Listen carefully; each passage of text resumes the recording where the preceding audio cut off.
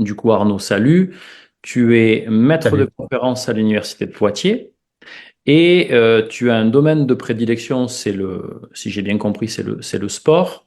Tu es un joueur de tennis, tu joues au padel aussi et tu es intervenu récemment au colloque des enseignants qui a eu lieu à Roland-Garros à Paris. Et ben, j'avais souhaité faire un petit live, un petit zoom avec toi pour que dans un premier temps, déjà, bon, tu te présentes bien entendu, et puis tu nous dises en quelques mots tes propos pendant cette intervention qui était au sujet du tennis de manière globale, des pratiquants et également du modèle associatif.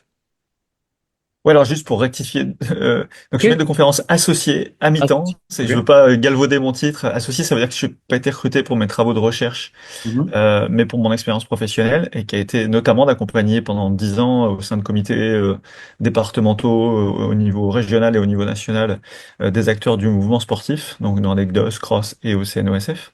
OK. Euh, et je suis à mi-temps parce que j'ai d'autres activités à côté, d'entrepreneurs notamment. Alors oui, enfin, je suis d'une famille de tennisman, donc j'ai baigné dans le tennis une bonne partie de ma vie. Ça fait quand même quelques années que je joue plus au tennis parce que je me suis converti comme beaucoup de vieux joueurs de tennis qui étaient sur la phase de la pente pas ascendante. Donc je me suis reconverti en joueur de padel depuis quelques temps. Mais OK. je reste proche du secteur du tennis. Et oui, je suis intervenu il y a quelques temps maintenant pour la fédération sur le cours Philippe Chatrier, sur le colloque des enseignants. Et la demande qui m'avait été faite, c'était de travailler sur l'évolution des clubs et éventuellement l'impact que ça peut avoir sur le métier d'enseignant. Mhm. Super. Et à ce titre-là, ce que j'ai essayé de faire, c'était de travailler un petit peu sur les notions de démocratisation, en remontant un petit peu dans le temps, sur la démocratisation du tennis. Notamment parce que j'en fais un parallèle assez fort et que je trouve intéressant avec aujourd'hui ce qu'on vit dans le padel. Je connais beaucoup moins le pickleball, mais donc j'en parlerai pas. Mhm. Mais ce qu'on voit aussi dans le padel, ça devient une question importante, l'accessibilité économique, l'accessibilité territoriale. C'était un sujet que j'ai souhaité traiter aussi, faire la différence. Je parlais de des tennis, pas du tennis. Mhm. Je pense qu'il y a une vraie différence entre le tennis rural et le tennis urbain sur un certain nombre de sujets, sur les équipements bien sûr, mais sur l'organisation des clubs, éventuellement même des modèles juridiques des clubs sur ces aspects-là. Donc Mhm. voilà, c'était le point un peu que j'ai pu traiter en introduction. Après, ça m'a permis d'aller assez vite sur la question des motivations des pratiquants, parce que je trouve qu'elle est cruciale de bien comprendre pourquoi des gens viennent faire du sport dans un club, dans une association et dans un club de tennis. Alors, on Mhm. n'a pas forcément toujours ces données-là, même si le tennis a les moyens de faire des enquêtes, et ça, c'est plutôt intéressant. Mais plus globalement, ce qu'on note depuis quand même quelques années, c'est la limite de l'attrait de la partie compétitive Oui. par rapport à ça. Il en reste, évidemment, j'en Mhm. j'en suis, et on a un certain nombre à être issu de ce secteur compétitif, pas forcément de très haut niveau, mais d'aimer et de faire de la compétition, de la performance, chacun à son niveau. Mais on sait la limite de ça aujourd'hui dans les motivations des jeunes et des moins jeunes. Et ce qui est intéressant, c'est d'essayer de mettre en perspective, en fait, c'était là l'objet de la fin de mon intervention, la question de l'alignement entre toutes les parties prenantes, et qui est évidemment extrêmement complexe. L'alignement entre d'abord les motivations des pratiquants, euh, les, euh, les formes d'engagement, la volonté et l'engagement dans le métier pour les enseignants, mais aussi à travers ça, les objectifs de la fédération et les motivations, les attendus, les objectifs des bénévoles dans le cadre de l'organisation associative. Et donc aligner toutes ces motivations, si on parle que des motivations, c'est pas évident et c'est pas aussi simple que ça. Et contrairement, c'est le parallèle que je faisais avec le monde de l'entreprise où on peut avoir un seul objectif, c'est de développer le chiffre d'affaires, le bénéfice, etc. Même si évidemment les spécialistes me diraient qu'il y a des petits ajustements à faire, que c'est pas si simple que ça. Mais globalement, quand même, on est à peu près tous d'accord là où on veut aller dans le milieu de l'entreprise. Pour l'instant, c'est ça. Dans le milieu associatif, eh bien, ces différentes parties prenantes peuvent avoir des objectifs pas contradictoires, mais vraiment décalés. Et aligner ça, c'est extrêmement complexe. Donc, ça en fait la richesse, la diversité, mais aussi la complexité de ce système-là. Donc, ça, c'est un sujet que j'essaie de traiter. Alors, peut-être un peu rapidement. Et puis aussi parler peut-être de sortir un peu de toujours attirer des nouveaux licenciés, attirer des nouveaux pratiquants et s'attarder aussi un petit peu plus, mais c'est très lié aux questions de la motivation, s'attarder aussi un peu plus à la question de la fidélisation. Et ça, on peut le faire parallèle là aussi avec le monde de l'entreprise, mais sur la fidélisation des clients. Mais là, sur la fidélisation des pratiquants, des licenciés, des adhérents associatifs, bah, peut-être s'attarder sur ces questions-là. Il y a des collègues et des chercheurs qui travaillent sur la notion du décrochage sportif, comme on parle du décrochage scolaire. Et voilà, c'était quelque chose, à mon avis, d'assez intéressant.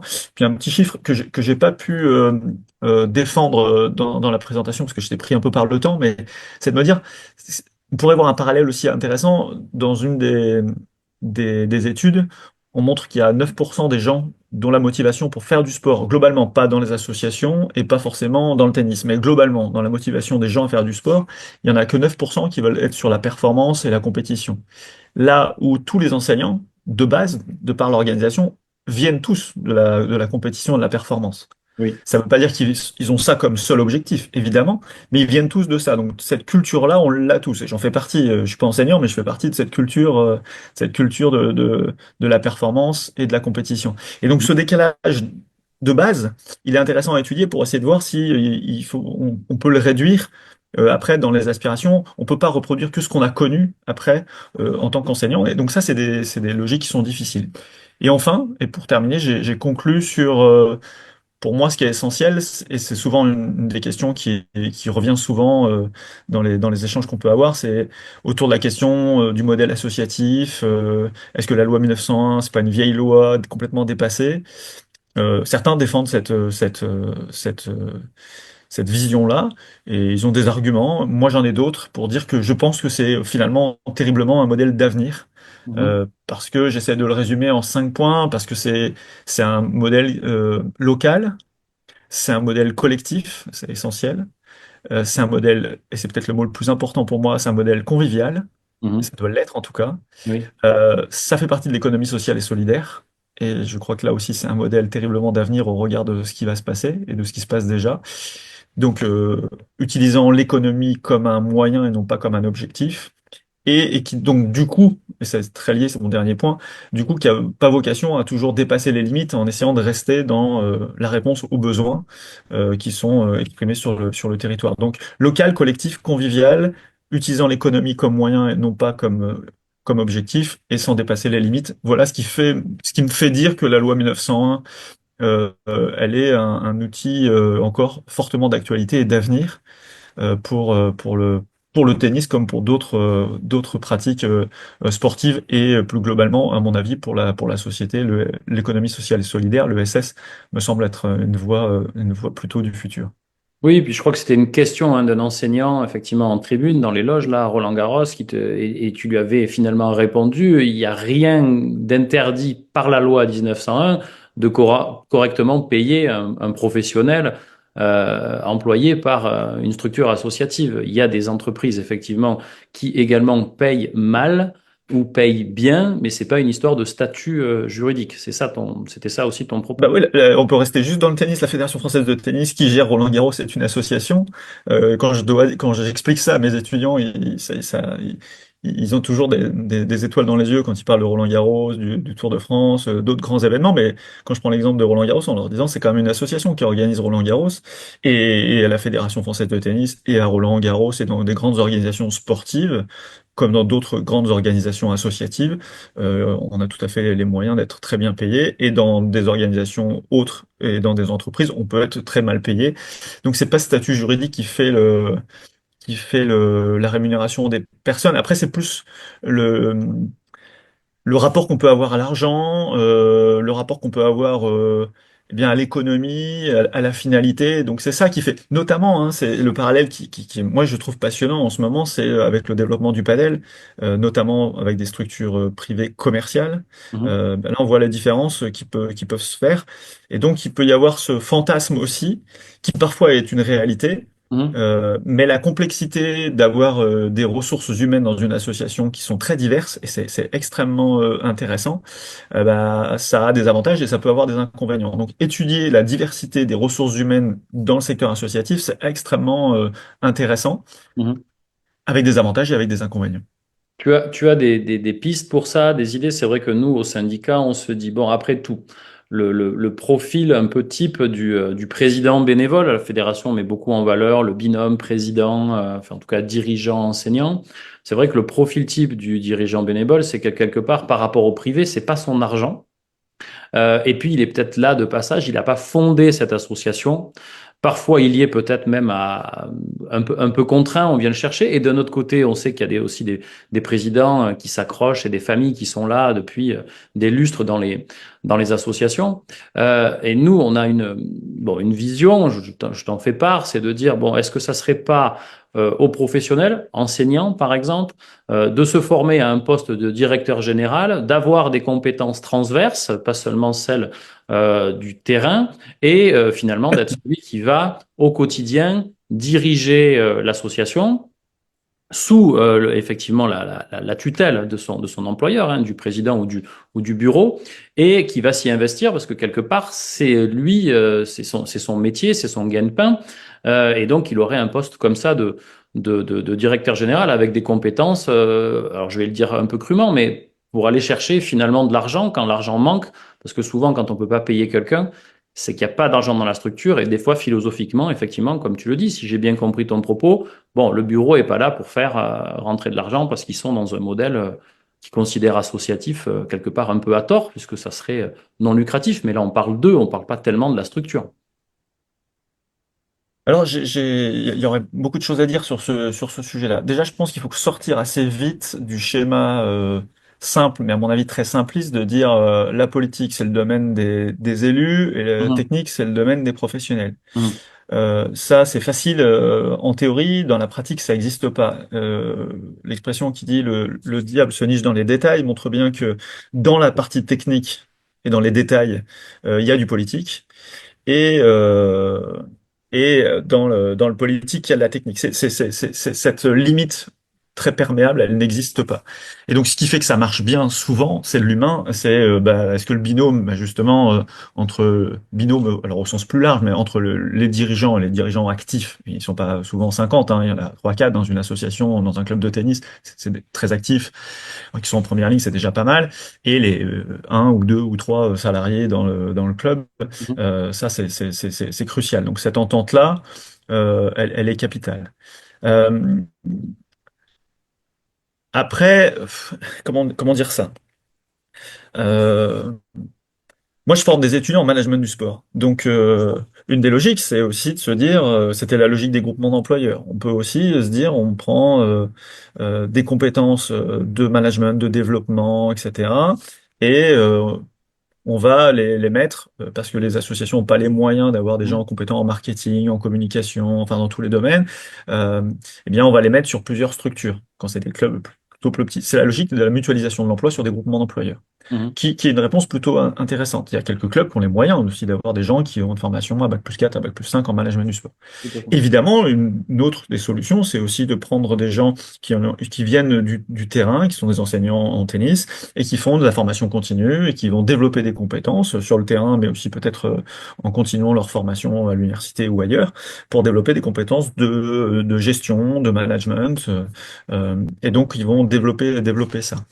Et et oui, après, la question de la relation à l'argent, de à quoi sert l'économie qu'on peut développer au sein d'une association. Après, c'est comment on va l'utiliser, en fait, c'est ça. Et ça, c'est des enjeux stratégiques, mais qui se font dans la discussion entre d'abord, évidemment, les dirigeants, mais on oublie aussi souvent les adhérents. Une association, c'est aussi une assemblée générale qui doit, enfin, il y a quand même des bases d'une association qu'on doit rappeler parce qu'on oublie, on fantasme souvent sur le modèle d'une entreprise qui a une plus grande rapidité, flexibilité, Mhm. etc. On peut en discuter aussi, donc c'est pas toujours aussi simple que ça. Donc, il faut peut-être qu'on réapprenne à bien utiliser le modèle associatif. Je corrigeais hier une étudiante qui disait que voilà, dans une association, on peut pas faire de bénéfices. Je lui dis non, non, rappelez-vous vos cours de droit quand même. On peut faire des bénéfices, c'est qu'on ne peut pas les répartir entre les membres. Après, ça n'interdit C'est pas important de de payer préciser. ses salariés. Ouais, ouais. Donc, il y a vraiment des choses, comme je rappelle systématiquement le secteur associatif, qu'on arrête de faire croire qu'il y a le secteur associatif et il y a le secteur privé. Le secteur associatif est privé. Il est privé, non marchand, non commercial. Donc on a le secteur public Et en général, nos équipements dans le tennis, enfin vos équipements dans le tennis, ils sont publics globalement. Il y en a quelques-uns, ils sont privés, mais c'est assez rare.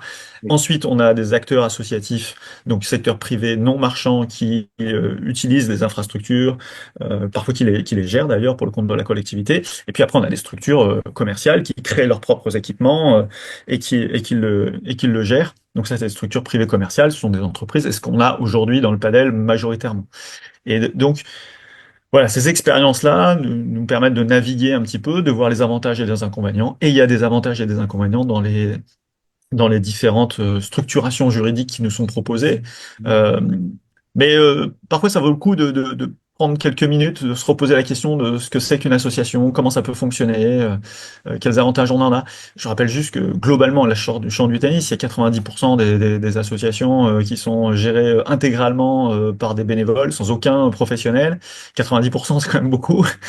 Si on a, par exemple, une accessibilité du sport en France aussi forte, c'est-à-dire que si autant de gens peuvent faire du sport parce qu'on a des tarifs très bas, c'est aussi parce que c'est en partie leur adhésion est en partie payée par des bénévoles qui facturent pas leur temps de travail. Donc Tout à fait. voilà, si demain, ça c'est une vraie question que moi je me pose dans le développement du padel, c'est qu'aujourd'hui tout le monde ne peut pas jouer au padel parce que c'est globalement dans les structures commerciales qui, et elles ont raison, font payer le coût réel de la pratique. Eh bien, dans un club associatif, quand on ne fait pas payer la mise à disposition de l'équipement, de l'éclairage même parfois, etc., parce que c'est la solidarité locale avec nos impôts qui mettent ça à la disposition d'un club. Et quand les bénévoles qui font beaucoup de travail, je prends que les deux grandes masses, on peut en rajouter, mais ne facturent pas leur temps de travail, bah, tout ça, ça vient diminuer Tout à fait. l'adhésion qui devrait être à 1000, entre 1000, 1500, 2000 euros à l'année. Et finalement, les gens payent en milieu rural comme chez moi 200, 300 ou 400 euros. Bah, toute la différence, elle est payée par les bénévoles, travail bénévole ou par la solidarité locale avec les impôts sur les équipements sportifs. Donc ça, on a quand même des points sur lesquels il faut qu'on on redonne un peu de matière pour que les gens aille un peu plus loin que la discussion autour d'un verre rapidement. Voilà, faut creuser un petit peu. Mhm. Je reviens à la compétition. C'est vrai que ton discours était intéressant parce que en fait, il est venu un petit peu, comment dire, contrecarrer, j'ai envie de dire, c'est peut-être pas le terme, mais en gros, il est venu s'entrechoquer avec les discours précédents sur la compétition et notamment le fait que dans le tennis, on utilise beaucoup alors peut-être ce poncif, mais du coup, la compétition fidélise, si tu veux. Et là, tu es en train de me dire que, alors je sais pas si tu as des chiffres que pour le tennis. Je sais que tes étudiants ont travaillé avec la Fédération française de handball et puis tu connais des chiffres plus globaux, alors peut-être pas pour le tennis, mais tu me dis que bon, généralement 9% seulement des pratiquants s'inscrivent dans une association sportive pour faire au final de la compétition le week-end ou en semaine. Donc, est-ce que tu as des chiffres dans le tennis ou bah, pour le coup revenir juste sur pourquoi est-ce que les gens viennent dans une association sportive et si tu peux nous dire au tennis quelles sont les motivations à venir pratiquer. Qu'on se Alors, trompe pas de, tu vois, ouais, de créneau. les 9% qui disent faire du sport pour la compétition, etc., c'est pas ceux qui s'inscrivent dans les clubs. C'est 9% des Français, je me rappelle plus exactement la tranche d'âge, donc je veux pas dire de bêtises, Ok. mais dans l'enquête, les 9% qui font du sport, mais parfois ils font du sport chez eux. Donc Mhm. globalement, évidemment, ceux-là, ils vont pas dire que c'est pour de la compétition. Ouais, Donc d'accord. évidemment, ça réduit. Si on faisait la même enquête pour ceux qui vont dans une association sportive, ce chiffre-là augmenterait naturellement. Et si on faisait une même enquête pour les clubs de tennis, ce chiffre-là augmenterait peut-être encore plus. À voir, ça je sais pas. Mhm. Donc j'ai pas ces chiffres-là, donc je vais pas me lancer là-dessus. Après, est-ce que la compétition fidélise les gens? A priori oui. La compétition fidélise les gens, mais les gens qui ont choisi de faire de la compétition, qui viennent pour la compétition. Donc ce qu'il faut, c'est creuser un peu dans ces études-là en regardant comment on peut avoir ça. Juste le petit écart par rapport au discours d'avant du président de la fédération, que je me suis permis sur lequel je me suis permis de revenir, c'était parce que l'exemple qu'il donnait, et qui est intéressant, hein, qui était de dire on a dans les clubs de tennis finalement très très très peu d'enfants, et c'est je pense que moi, quand j'avais 8 ans, ça fait longtemps maintenant, quand j'avais 8 ans, peut-être que cette proportion-là était différente. Mhm. Mais qu'il y avait aussi peu de jeunes dans les écoles de tennis qui faisaient des matchs. Donc finalement, ils viennent juste pour apprendre le tennis, parce que c'est assez technique, c'est peut-être moins accessible que d'autres sports, Mhm. etc. Donc ça mérite une phase d'apprentissage pour avoir un minimum de plaisir. Et donc, et qui matchent jamais. Et le parallèle qui était fait, c'était avec un, deux, trois, quatre sports, mais dans deux sports qui étaient donnés. Je pense que c'était le judo, je crois que c'était le ski, les deux exemples qui étaient donnés. Là où j'étais tout à fait d'accord avec le hand, le foot, les sports co, où il y a des matchs tous les week-ends, donc on s'entraîne la semaine et puis on match le week-end, y compris chez les jeunes. Les deux exemples qui étaient donnés dans le ski, et le ski d'ailleurs c'est très intéressant parce qu'il y a pratiquement personne ne fait de la compétition au ski. Entre la proportion de gens qui font du ski et des gens qui font de la compétition, le delta il est minime. Et le judo, c'était les exemples plutôt de passation de niveau. Euh, C'était les ceintures en judo, c'était, je crois, je suis nul en ski, c'était les étoiles, je pense Bon, que ça doit être ça. étoile. Mhm. Voilà. En tennis, moi j'ai connu, mais je pense que ça existe encore, des systèmes de passage de niveau, de graduation. On pourrait retrouver ça en équitation. Ma fille fait de l'équitation, elle fait aucune compétition, elle passe des galops. Et ça la motive et ça la fidélise parce qu'elle se dit, bah voilà, j'ai une reconnaissance de mon expertise dans la discipline et de ma progression dans la discipline qui n'a rien à voir avec la compétition. Je crois pas dire de bêtises, mais je crois que le judo, on peut être champion du monde sans être ceinture noire de mémoire, et on peut inversement, on peut monter des ceintures. Peut-être qu'à un moment on doit faire de la compétition, mais voilà, on pourrait imaginer que Teddy Riner n'est pas ceinture noire. Je sais pas si je dis une bêtise ou pas, mais je crois que c'est pas Ah, totalement lié. D'ailleurs, moi, je trouve que l'exemple du judo, il est absolument génial parce que avec ce système-là, eux, ils l'ont poussé très loin, mais c'est lié à la culture du judo. Ils amènent des gens jusqu'à 50, 60, 70 ans à continuer à progresser pour les ceintures noires, troisième dan, quatrième dan, cinquième dan, il les amène à progresser, liés à la connaissance de leur discipline, liés à l'investissement associatif dans leur discipline, etc. Donc des gens qui ont pratiqué et qui ont pratiqué bah, pour être ceinture noire avec un certain niveau d'expertise technique, pas forcément lié à la compétition, ils n'ont pas forcément été champions de France ou champions d'Europe, etc. Et ben en fait ils peuvent prolonger ça, et ce qui fait qu'ils maintiennent des gens dans l'organisation de leur fédération, de leur club, etc. avec un niveau d'expertise technique assez élevé, qui deviennent en gros les dirigeants, hein, si je suis assez clair là-dessus. Et ça, je trouve que c'est une expérience hyper intéressante à étudier. tout Je à fait. pense que la Fédération française de judo et l'organisation du judo est assez exemplaire en la matière. Mhm. Est-ce que tu as suivi un petit peu là les élections? Est-ce que tu as lu un petit peu les programmes pour le tennis, hein, je parle à la FFT ou si tu as, regardé un petit peu, Non, non, cette fois-ci, j'avoue que autant j'avais suivi un tout petit peu il y a deux élections de mémoire, mais là, m'étant éloigné quand même pas mal du domaine du tennis, Ouais. je regarde ça de très loin, donc je sais qu'il y a deux listes de mémoire, Oui. deux candidats, mais j'ai pas lu les programmes, je me suis pas intéressé à ça, alors que je le fais systématiquement pour les élections présidentielles, par exemple, où j'analyse des programmes sport des différents candidats. Je fais souvent un suivi des élections fédérales, mais simplement sur les dates, et quand il y a au moins plusieurs candidats, voir comment ça se passe dans les élections. Ça fait un petit moment que j'ai pas remis le nez dedans, donc il faudrait que le refasse, parce on est sur cette période-là. Ça va bientôt d'ailleurs se terminer, hein. Je pense qu'il reste Oui. 10 jours ou 15 jours Le pour les résultat. derniers, parce qu'il faut que ça soit avant Noël, toutes les élections des fédérations soient faites avant Noël, parce qu'après on va enchaîner avec les GDOS, les CROSS et le CNOSF Ok. sur début 2025. Ok. Bon, pour moi, je t'ai effectivement posé les questions que je voulais te poser qui m'avaient vraiment intéressé par rapport au colloque. Est-ce que toi, tu as quelque chose que tu as envie de rajouter? Tu bosses sur quelque chose en ce moment d'intéressant? Tu as des prémices où il y a un sujet dans le tennis dont tu voudrais parler éventuellement? Je te laisse la conclusion. Alors, bah, deux points. Moi, dans le tennis, ce que je regarde beaucoup, c'est qu'est-ce que l'expérience et la réussite et le développement du paddle en quoi ça pourrait servir une dynamique tennis. Et je Mhm. crois beaucoup en ça. D'accord. Je crois qu'il y a des choses à réapprendre grâce au paddle pour le tennis, Mhm. que, à mon avis, le tennis a su faire ou bien faire il y a quelques années. Mhm. Et ça peut être très, très très polémique ce que je vais dire, mais une partie de la démocratisation, et pourtant j'en suis issu, mais de la démocratisation du tennis a eu des effets aussi négatifs. La construction de deux terrains de tennis avec un bardage et parfois même pas de vestiaire, même pas de toilettes, etc. C'était bien parce que ça a permis à n'importe qui, et notamment moi, de faire du tennis pour vraiment pas cher. J'en aurais pas fait sinon. Mais d'un autre côté, on a perdu toute la partie convivialité liée à des clubs, par exemple sur les territoires urbains, où on a des clubs où on a un restaurant, un club house, etc. Mhm. Et ça a eu beaucoup d'avantages, mais ça a eu aussi quelques inconvénients de perdre ça. Et on voit bien que dans le développement du paddle, une partie de son succès est liée au fait de pratiquer et de passer du temps dans le club. Un peu d'ailleurs dans la définition club anglo-saxon, c'est un club, un lieu de loisir où on passe du temps. Et on fait du sport, on fait autre chose, et puis on discute, etc. Donc Et nous, bah, quand on est on vient sur une heure et demie de tennis, on fait une heure et demie de tennis, on serre la main de son adversaire ou de son partenaire pour un entraînement, et on s'en va juste après, on perd un peu ça. Tout à fait. Donc il y a, à mon avis, des choses à réapprendre dans l'expérience paddle pour le tennis. Il peut y avoir des effets. Après, c'est facile de dire que c'est complémentaire, etc. C'est aussi très concurrent. À un moment, les anciens tennisman, il y en a une bonne partie, enfin je les vois parce que je joue contre eux, qui passent au paddle, donc ils Mhm. jouent plus au tennis. Après, si les clubs de tennis ont les différentes pratiques en leur sein, bah du coup elles ont une diversité de pratiques, elles ont des gens qui vivent, et parfois pour des clubs de tennis, ça permet de réouvrir, j'en ai des exemples, ça permet de réouvrir le bar, le lieu de convivialité plus longtemps parce qu'il y a plus de gens.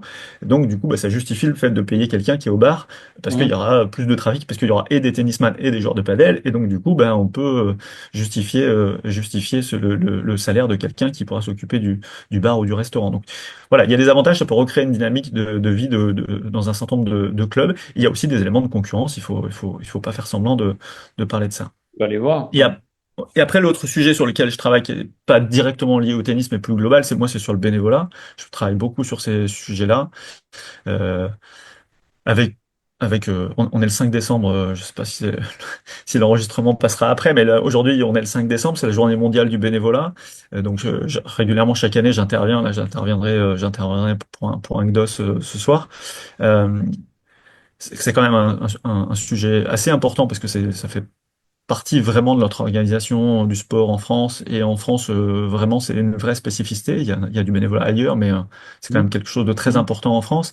Et on est assez, enfin, le bénévolat, j'allais dire on, mais le bénévolat est quand même assez maltraité en France. On a une loi qui est apparue en avril 2024, qui, Mhm. sur l'intitulé, l'introduction de la loi était absolument parfaite. Qu'est-ce qu'attendent les bénévoles, etc. Presque parfaite, je vais dire, allez, je vais être très très gentil. Donc les premières pages de la loi sont absolument top, en disant, bah voilà, on fait un état des lieux de tout ce que ça apporte, mais aussi de tout ce que les bénévoles expriment comme besoin. Et après, c'est une catastrophe. C'est une Ah, catastrophe parce que tous les points après qui sont traités dans la loi ne correspondent en rien ou presque en rien aux problématiques. aux besoins exprimés par les bénévoles avant, et notamment dans le cadre des assises de la simplification associative. Donc l'État, c'était Marlène Schiappa, avait fait appel sur la vie associative, pas que sportive, en disant on fait une plateforme en ligne, ils n'avaient pas trop respecté le planning, mais on fait appel, aux bénévoles pour venir exprimer leurs besoins. Euh, et donc, il y a des dizaines de milliers de bénévoles qui ont pris du temps pour venir, je l'ai fait aussi, moi, parce que je suis bénévole, donc exprimer quels sont nos besoins en tant que bénévole pour mieux fonctionner au quotidien. Donc, ils ont pris du temps pour faire ça. Il y a une restitution, bref, je vais pas revenir là-dessus. Il y a une restitution, il y a des choses qui ressortent, qui sont assez claires, autour de la simplification, autour de l'accompagnement humain, autour de guichets uniques, voilà, de fluidification des process, bref, autour de la simplification. La loi, c'est sur l'engagement bénévole et la simplification associative, la loi d'avril 2024, et elle tape à côté sur tous les points. C'est-à-dire qu'elle répond pas du tout. Donc, on a eu des assises faites par le gouvernement et on a eu une proposition de loi en avril 2024 sur ce sujet-là. Et je vais tester encore ce soir. Je vais demander aux bénévoles qui seront dans la salle en disant, je vais vous lister les points sur lesquels la loi intervient. Dites-moi si une seule personne, levez la main, si une seule personne est concernée par ces sujets-là. Et la réponse sera, globalement, c'est toujours zéro.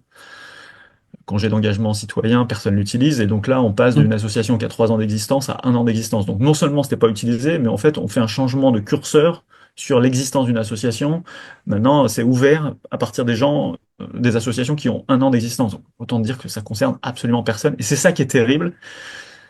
Il n'y a pas de décret d'ailleurs, mais c'est pas très grave, parce que de toute façon, ça marchera pas. Mais ce qui est Mhm. terrible, c'est ça, c'est l'écart qu'il peut y avoir entre le les besoins exprimés par les bénévoles, l'importance qu'on peut en donner, la capacité d'en faire une belle synthèse, un bel avant-propos, et finalement ne rien changer. Alors d'un autre côté, et je finis là-dessus, d'un autre côté, moi j'ai travaillé pour la revue EPS, j'ai relu les articles autour du bénévolat sportif depuis les années 80, c'était 82 le premier article, et je me dis que finalement tous les sujets autour de l'engagement des jeunes, de la crise du bénévolat, etc., étaient traités déjà en 1982. On est aujourd'hui, malgré tout ce qu'on dit, il y a toujours des associations, il y a toujours des bénévoles, il y a des jeunes qui s'engagent, et même de plus en plus. Les formes d'engagement, évidemment, évoluent, etc. Mais on est toujours là. Donc peut-être que la bonne solution, c'est de rien faire, parce que finalement, en ne faisant rien, bah, Mhm. ça fonctionne encore. Donc combien de temps ça durera, j'en ai aucune idée. Je suis pas je suis pas l'âme soleil. Mais voilà. globalement, à chaque fois qu'on dit qu'on fait quelque chose, franchement, moi je trouve les bénévoles extrêmement gentils de ne pas hausser le ton en disant bah, faites rien plutôt que nous faire croire que vous allez vraiment répondre à nos problèmes, faites rien parce que là c'est vraiment se moquer du monde. Hmm. Merci Arnaud. Avec plaisir.